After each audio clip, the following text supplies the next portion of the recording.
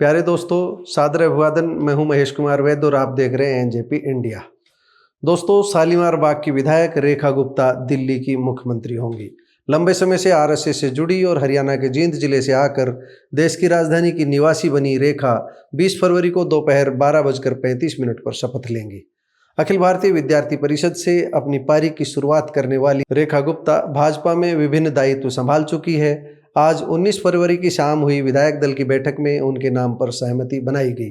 केंद्रीय नेतृत्व ने विधायक दल का नेता चुनने के लिए पूर्व केंद्रीय मंत्री रविशंकर प्रसाद और भाजपा के राष्ट्रीय सचिव ओम प्रकाश धनखड़ को पर्यवेक्षक नियुक्त किया था। दोनों अनुभवी नेताओं ने पार्टी हाईकमान जैसा चाहता था वैसा निर्णय करा दिया।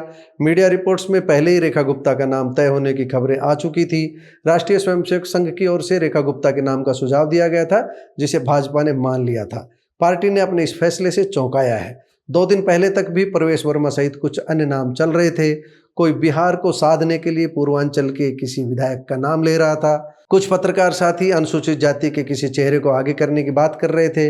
किसी का अनुमान था कि पंजाब को साधने के लिए भाजपा किसी पंजाबी चेहरे को आगे कर सकती है, मगर सबका अंदाजा गलत साबित हुआ। हम कह सकते हैं अधिकांश का अंदाजा गलत साबित हुआ। हालांकि रेखा का नाम भी कई दिन पहले चर्चा में आ चुका था, लेकिन प्रथम पंक्ति की लड़ाई में पिछले 1-2 दिन से ही सामने आया था। सूत्रों के हवाले से छनकर बाहर आ रही मीडिया रिपोर्ट्स के अनुसार भाजपा इस बार दिल्ली में अनुसूचित जाति, पूर्वांचल या जाट समुदाय से एक या अधिक चेहरों को उप मुख्यमंत्री भी बना सकती है। रेखा गुप्ता के दादा ने बाद में गाँव छोड़कर जुलाना में आड़त कर ली थी। पिता बैंक में थे। रेखा कॉलेज टाइम में ही राष्ट्रीय स्वयंसेवक संघ से जुड़ी थी। इसी पृष्ठभूमि के कारण आरएसएस ने उनके नाम का सुझाव दिया था। दोस्तों, आरएसएस की रणनीति थी, इस समय 21 राज्यों में भाजपा या भाजपा की साझेदारी वाली सरकारें हैं। अभी तक किसी भी राज्य में महिला मुख्यमंत्री नहीं थी।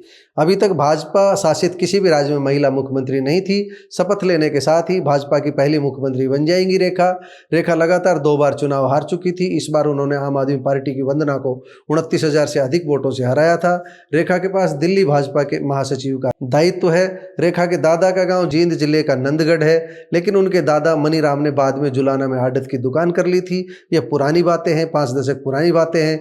बैंक ऑफ इंडिया में जॉब करते हुए जब उनके पिता जय भगवान का दिल्ली आना हुआ तो रेखा की भाग्य रेखा में भी दिल्ली रच बस गई। पूरा परिवार दिल्ली शिफ्ट हो गया।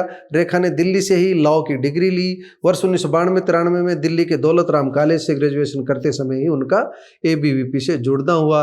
वर्ष 1995-96 में डीयू की सचिव बनी। वर्ष 1996-97 में डूसू की प्रेसिडेंट बनी। अप्रैल 2007 में दिल्ली के उत्तरी पीतमपुरा से चुनाव जीतकर नगर निगम में एंट्री की। वर्ष 2017 में भाजपा महिला मोर्चा की प्रदेश महासचिव और 2010 में दक्षिण दिल्ली नगर निगम की मेयर बनी। भाजपा ने जिस तरह हरियाणा में मनोहर लाल को पहली बार विधायक बनने पर ही सीधे चीफ मिनिस्टर बनाया था, वैसे ही रेखा को कुर्सी सौंपने का फैसला लिया। मनोहर लाल काफी वरिष्ठ हैं, लेकिन रेखा का नाम चौंकाने वाला रहा। दिल्ली में भाजपा ने इस बार रिकॉर्ड कायम करते हुए 70 में से 48 सीटों पर जीत दर्ज की है।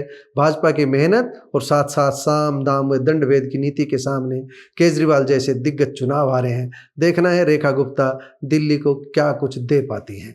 नमस्कार, धन्यवाद। आपको हमारी रिपोर्ट कैसी लगी कमेंट बॉक्स में जाकर बताइएगा जरूर।